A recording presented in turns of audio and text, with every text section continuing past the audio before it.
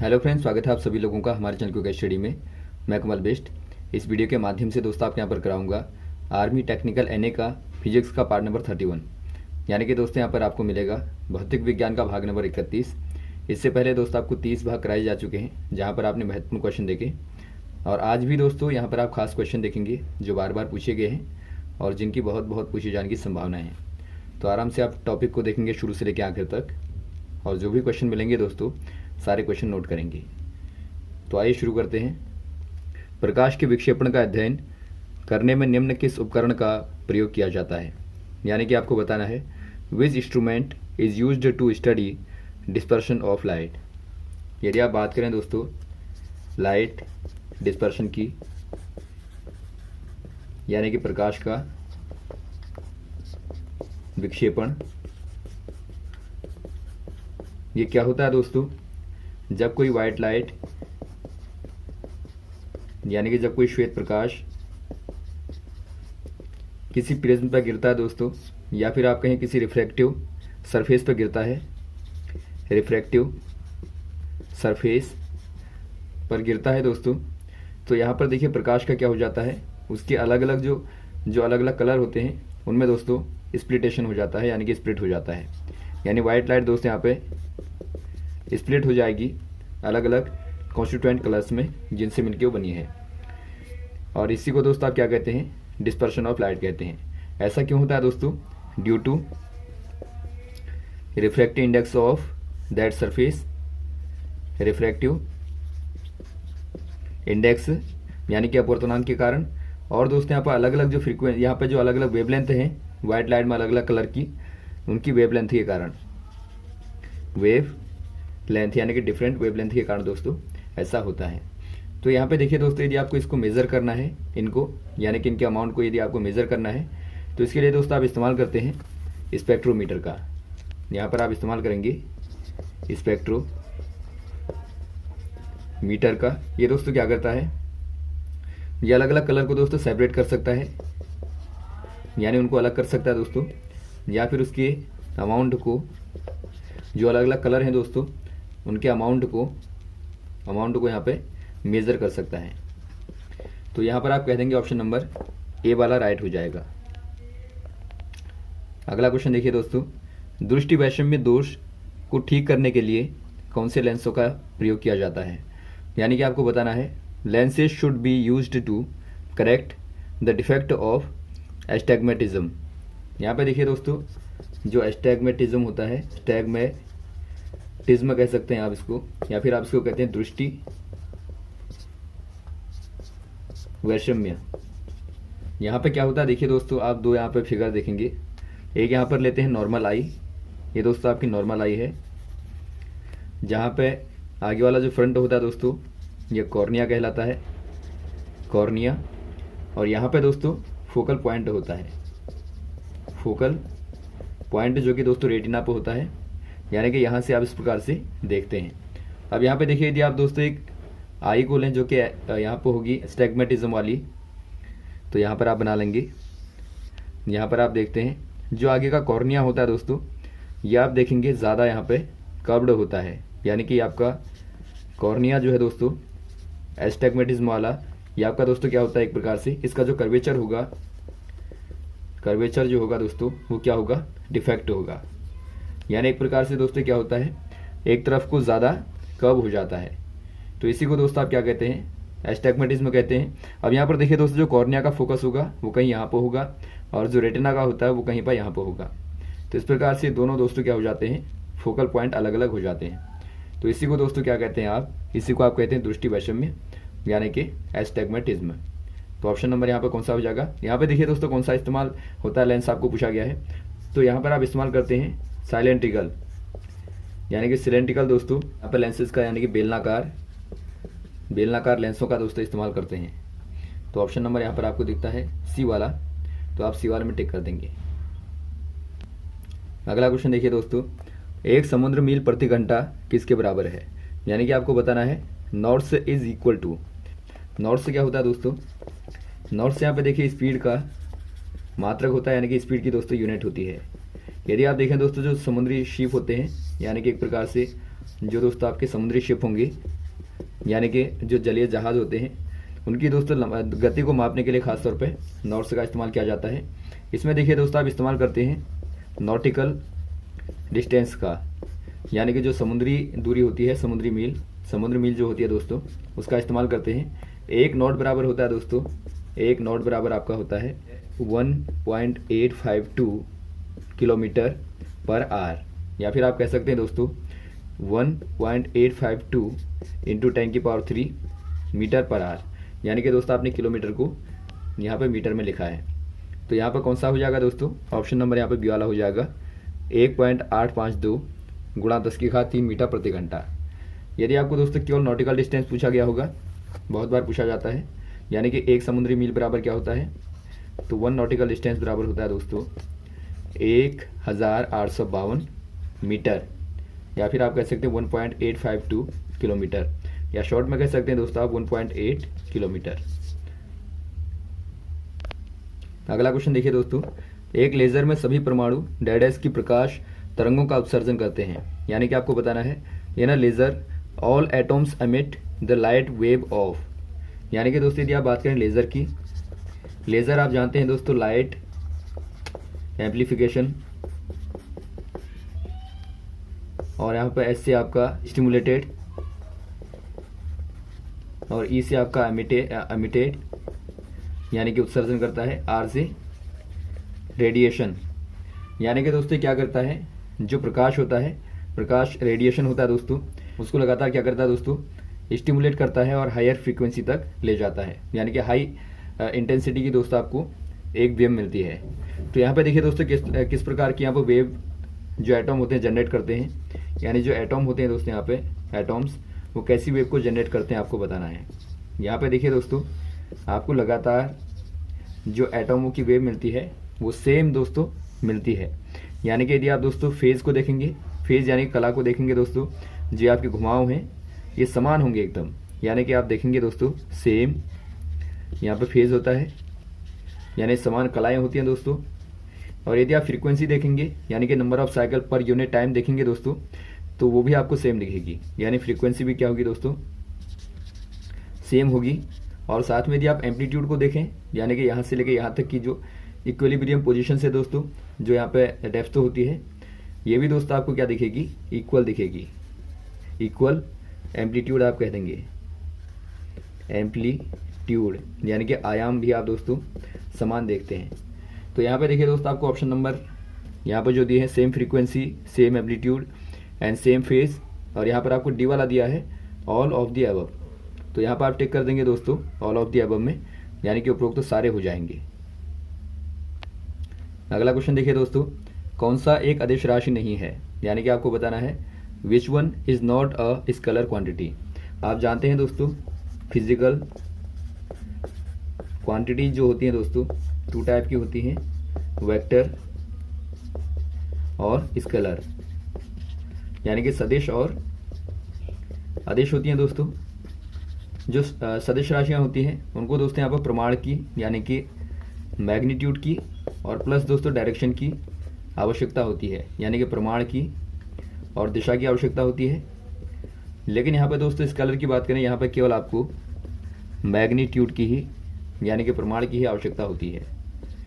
अब यहाँ पे देखिए दोस्तों, यदि आप बात करें यहाँ पर वॉल्यूम, तो वॉल्यूम क्या है दोस्तों, स्केलर है, यानी कि वॉल्यूम जो होता है, आयतन जो होता है दोस्तों, यहाँ पर आपको केवल प्रमाण ही देना पड़ता है, तो ये आपका आदेश हो जाएगी।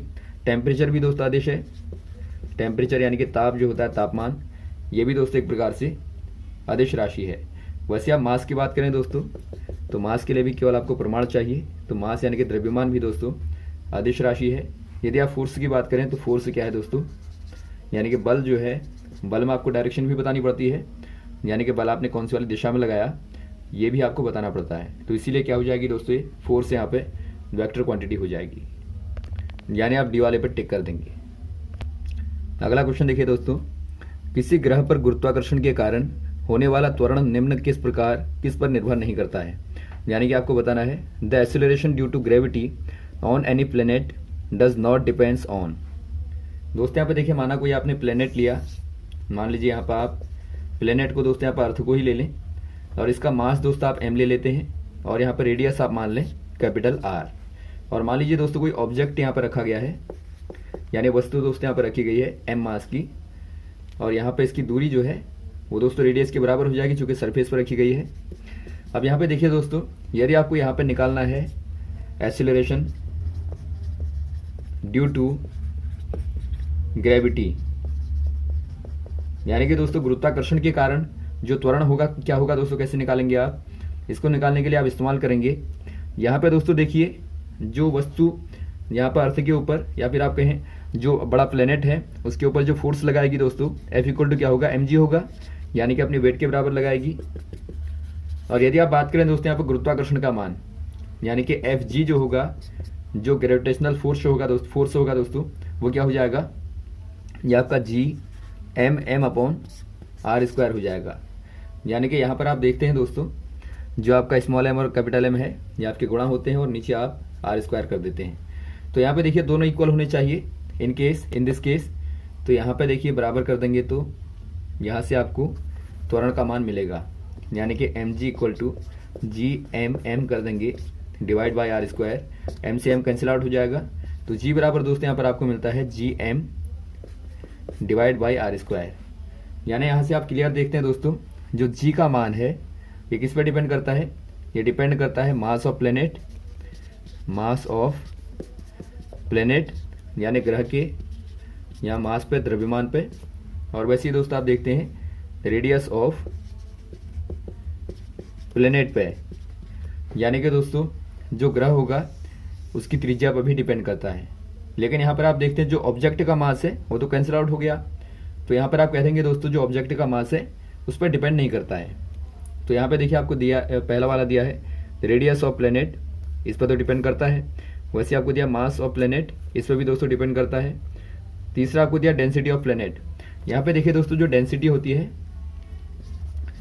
डेंसिटी यानी घनत्व बराबर क्या होता है दोस्तों, मास अपॉन वॉल्यूम होता है। यानी कि यहाँ पर आप देखते हैं मास यहाँ पर आ गया, और मास पे तो दोस्तों आपने देखा डिपेंड करती है, यानी कि मास ज़्यादा होगा तो घनत्व यहाँ पे यानी डेंसिटी का मान ज़्यादा होगा, और कम होगा तो कम होगा। यानी कि यहाँ पर दोस्तों जो आपका डेंसिटी है उस पर भी एक प्रकार से डिपेंड कर रहा है, क्योंकि यहाँ पे आप देखते हैं कि डेंसिटी दोस्तों मास से संबंधित होती है। और यहाँ पर आप देखते हैं आपको फोर्थ वाला दिया है मास ऑफ एन ऑब्जेक्ट, यानी कि दोस्तों वस्तु का जो द्रव्यमान है उस पर डिपेंड नहीं करती है। तो यहाँ पर आप टिक कर देंगे दोस्तों, जो एक्सीलरेशन ड्यू टू ग्रेविटी होगा वो ऑब्जेक्ट के मास पर डिपेंड नहीं करेगा, ऑप्शन नंबर डी वाला। अगला क्वेश्चन देखिए दोस्तों, केपलर के 3 प्रसिद्ध नियम किससे संबंधित हैं? यानी कि आपको बताना है the 3 famous law of Kepler is related to. यहाँ पे देखिए दोस्तों, यदि आप बात करें केपलर्स लॉ की, ये क्या है दोस्तों? पहला लॉ यदि आप देखें, पहला लॉ कहता है, माना यहाँ पे दोस्तों सूर्य के चारों ओर कोई प्लेनेट चक्कर लगा रहा है, ये आपका सन होगा, और यहाँ पे दोस्तों प्लेनेट होगा यानी ग्रह होगा दोस्तों। तो ये हमेशा ही दोस्तों इलिप्टिकल यानी कि दोस्तों दीर्घवृत्त कक्षाओं में यानी ऑर्बिट में दोस्तों ये चक्कर लगाते हैं, यानी कि सर्कुलेट होते हैं। यानी कि आप कह देंगे दोस्तों any planet circulate around the sun in elliptical orbit, यानी कि दीर्घवृत्ताकार कक्षाओं में चक्कर लगाते हैं। यहाँ पे देखिए दोस्तों जो सूर्य की पोजीशन होती है ऐसे वाले केस में, यह आपकी 2 पॉइंट पर हो सकती है। जो आपका मेजर एक्सिस होगी दोस्तों, ये आपका देखिए दीर्घवृत्त में ये आपका मेजर और ये माइनर एक्सिस कहलाती हैं। तो एक फोकस यहाँ पर होगा, एक फोकस दोस्तों यहाँ पर होगा। सन या तो यहाँ पर होगा दोस्तों या फिर यहाँ पर होगा। तो आप यहाँ पे इस प्रकार से पहला लॉ देखते हैं। वैसे सेकंड लॉ जो कहता है दोस्तों, सेकंड लॉ कहता है, माना यहाँ पर सन है और यहाँ पे दोस्तों प्लेनेट है। अब देखिए दोस्तों प्लेनेट जो है टी टाइम में यदि यहाँ से लेके यहाँ तक पहुँचता है टी टाइम में, वैसे आप यहाँ पे देखते हैं यदि टी टाइम में यहाँ से लेके दोस्तों यहाँ तक पहुँचता है, तो आप दोनों ही केस में दोस्तों यदि एरिया को देखेंगे, माना एरिया यहाँ वाली आपकी A1 है, यहाँ वाली A2 है, तो दोनों ही दोस्तों आपकी A1 इक्वल टू A2 दोनों ही बराबर होंगी। यानी कि यहाँ पर आप कहते हैं दोस्तों जो एरियल वेलोसिटी होती है वो दोस्तों दोनों की क्या होती है, इक्वल होती है इक्वल टाइम में, यानी कि समान समय में दोस्तों ये समान क्षेत्रफल एक प्रकार से घेरते हैं, आप कह देंगे। ये आपका सेकंड लॉ है। वैसे आप थर्ड लॉ को देखते हैं। जो थर्ड लॉ कहता है दोस्तों, माना यहाँ पर आपका कोई ऑर्बिट है, इलिप्टिकल ऑर्बिट है, और ये दोस्तों सन है, और यहाँ पर प्लेनेट है। जो प्लेनेट है दोस्तों, वो यदि टी टाइम में एक पीरियड को कंप्लीट करता है, यानी कि उसका जो ऑर्बिटल टाइम होगा, ऑर्बिटल टाइम कहने का मतलब है दोस्तों, एक ऑर्बिट को पूरा करने में जो टाइम टेकन होता है उसको आप ऑर्बिटल टाइम कहते हैं। इसको आपने टी मान लिया। इसका स्क्वायर जो होता है दोस्तों, ये जो इसकी मेजर एक्सिस होगी, ये मेजर एक्सिस है। मेजर एक्सिस की दोस्तों सेमी मेजर एक्सिस आप कहते हैं, सेमी यानी कि आधी। तो सेमी मेजर एक्सिस को आप माना आर मान लें, इसके दोस्तों क्यूब के प्रोपोर्शनल होता है, यानी कि जो टाइम पीरियड होगा दोस्तों, ऑर्बिटल पीरियड होगा दोस्तों, वो उसका स्क्वायर जो होगा सेमी एक्सिस के क्यूब के प्रोपोर्शनल होगा। तो ये तीन लॉ हैं। ये दोस्तों किससे संबंधित हैं? प्लेनेट के मोशन से, यानी कि आप कह देंगे दोस्तों प्लेनेटरी मोशन यानी कि ग्रहों की गति से संबंधित है। तो डी वाले में टिक कर देंगे। अगला क्वेश्चन देखिए दोस्तों, मुक्त रूप से गिरती हुई वस्तु के लिए गतिज तथा स्थितिज ऊर्जा के योग सदैव होते हैं। यानी कि आपको बताना है for an freely falling body the sum of kinetic and potential energy is always. माना दोस्तों यहाँ पर आप कोई ऑब्जेक्ट को लें जो कि फ्रीली दोस्तों फॉल होती है यानी गिरती है। इसका दोस्तों आप मास m मान लें, वेलोसिटी को v मान लें। तो यहाँ पे देखिए दोस्तों, माना अर्थ से यानी अर्थ सरफेस से दोस्तों h डेस्टिनेशन पे है। तो यहाँ पर देखिए यदि आप बात करें काइनेटिक एनर्जी की, काइनेटिक एनर्जी दोस्तों इक्वल टू क्या होती है? हाफ mv का स्क्वायर हो जाएगी। वैसे ही आप दोस्तों पोटेंशियल को देखें, यहाँ पे ये दोस्तों आपकी होती है mgh। अब यहाँ पर देखिए दोस्तों, यदि आपको टोटल निकालनी है तो टोटल क्या हो जाएगी दोस्तों? ई टोटल बराबर क्या होगा? ई काइनेटिक यानी कि kinetic energy plus potential energy, यानी कि दोस्तों आप दोनों को ही ऐड कर देते हैं 1/2mv² प्लस mgh। अब यहाँ पर देखिए दोस्तों, यहाँ पर चूंकि आप देखते हैं फ्रीली फॉल हो रहा है, यानी बाहर से दोस्तों कोई फोर्स अप्लाई नहीं हो रहा है। तो ऐसे केस में क्या होगा? In case of free falling, यहाँ पर आप देखते हैं due to conservation of energy,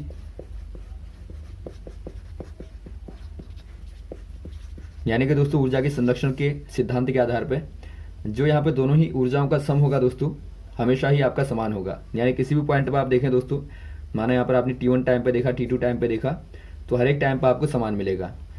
यहाँ पे देखिए दोस्तों क्या होता है, यदि आप काइनेटिक एनर्जी को बढ़ाते हैं तो पोटेंशियल एनर्जी उतने ही अनुपात में कम हो जाती है, और वैसे दोस्तों यदि आप पोटेंशियल को बढ़ाते हैं तो उतने ही अनुपात में काइनेटिक कम हो जाती है। यानी कि आप दोनों का समीशन देखेंगे दोस्तों तो वो आपका बराबर ही मिलेगा। तो इस प्रकार से बैलेंस होते हैं। तो आप कह देंगे दोस्तों सेम रहेगा ऑप्शन नंबर सी वाला। अगला क्वेश्चन देखिए दोस्तों, ग्रह की कक्षीय चाल व कक्षा की त्रिज्या में क्या संबंध है? यानी कि आपको बताना है what is the relation between the orbital velocity and the radius of the orbit for a given planet. माना दोस्तों यहाँ पर आप कोई प्लेनेट को लें, और यहाँ पर दोस्तों आपने सेंटर को यहाँ पे ले लिया, मान लीजिए आपने सन को ले लिया। तो सन का मास आप m मान लें और प्लेनेट का दोस्तों आप m मान लें, और यहाँ से लेके यहाँ तक कि आप डेस्टिनेशन को यानी कि दूरी को आप मान लेते हैं r। तो ऐसे केस में क्या होता है दोस्तों, जो इन केस ऑफ ऑर्बिटल मोशन, यहाँ पे देखिए दोस्तों एक प्रकार से कैसा है, ये आपका सर्कुलर मोशन है या फिर आप कहें प्लेनेटरी है, एलिप्टिकल है। तो ऐसे केस में क्या होगा दोस्तों, अंदर की ओर एक प्रकार का क्या लगता है? सेंट्रीपिटल फोर्स लगता है। आप जानते हैं सेंट्रीपिटल फोर्स क्या होता है दोस्तों? ये आपका अभिकेंद्र बल होता है, यानी अभिकेंद्र बल यहाँ पर अंदर की ओर लगता है, जिसका मान क्या होता है दोस्तों? F इक्वल टू क्या होता है? mv²/r होता है, जहाँ पे m क्या है दोस्तों? मास ऑफ प्लेनेट, r जो है दोस्तों यहाँ से लेके यहाँ तक की डेस्टिनेशन, और v जो है प्लेनेट की वेलोसिटी v। और वैसे आप देखें दोस्तों, इसके द्वारा इस पर लगने वाला जो ग्रेविटेशनल फोर्स होगा, यानी कि force of gravitation equal to क्या होगा दोस्तों? Gm/r² होगा। अब देखिए यहाँ से आप निकालें दोस्तों, यदि दोनों को कंपेयर करें दोस्तों तो क्या मिलेगा आपको? देखिए यहाँ से आपको वेलोसिटी को निकालना है, क्योंकि आपको रिलेशन निकालना है दोस्तों वेलोसिटी में और रेडियस में। तो यहाँ से आप दोनों को इक्वल कर देंगे, इक्वेट कर देंगे। तो देखिए क्या मिलता है आपको? F equal to Gmm/r² equal to यहाँ से आपको मिलता है mv² अपॉन r कैपिटल कर लेंगे।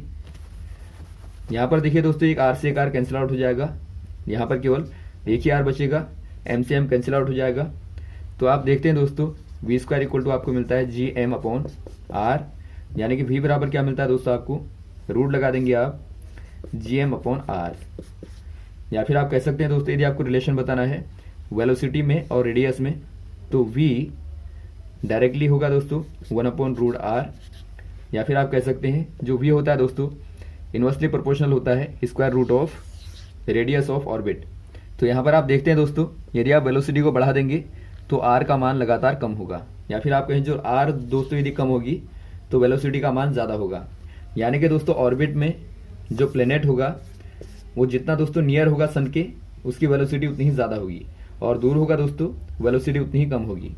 तो ये रिलेशन होता है दोनों में। तो यहाँ पर आप देखते हैं पहला वाला दोस्तों, greater the radius of orbit laser will be the orbital velocity, यानी कि दोस्तों यदि आप रेडियस को बढ़ा देंगे तो ऑर्बिटल वेलोसिटी का मान क्या हो जाएगा, लेसर यानी कि कम हो जाएगा। तो पहला वाला ऑप्शन आपका राइट हो जाएगा। तो यहाँ तक दोस्तों आप क्वेश्चन को तैयार करें, उम्मीद है आपको क्वेश्चन अच्छे लगे होंगे, और भी इस प्रकार के क्वेश्चन लगातार बताते रहेंगे दोस्तों, हमारे साथ भी बने रहेगा। ओके, थैंक्स, जय हिंद, जय भारत।